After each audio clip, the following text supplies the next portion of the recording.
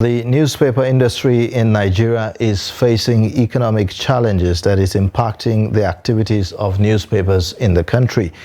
Piqued by the rising cost of production due to foreign exchange volatility, the Newspaper Proprietors Association of Nigeria on Wednesday called on the federal government to revive the 3 government-owned newsprint mills to reposition the sector.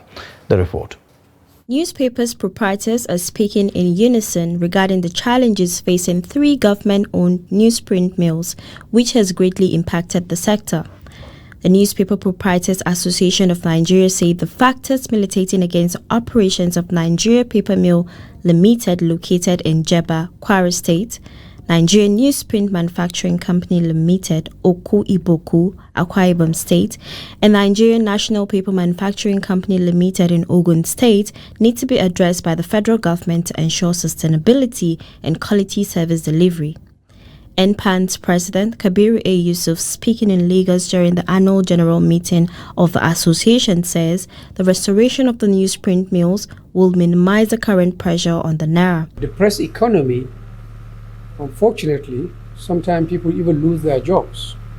So it's not even the issue of improving the current conditions of work or salaries. Sometimes the press economy can kind of create a situation where people lose their jobs. We don't want that to happen.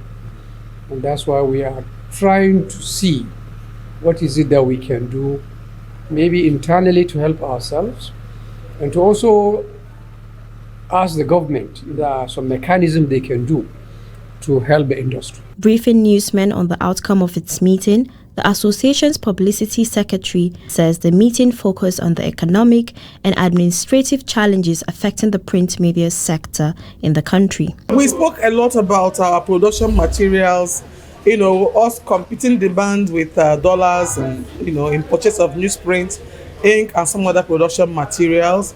And we also spoke about the extreme rise in prices. Over and above what we can phantom.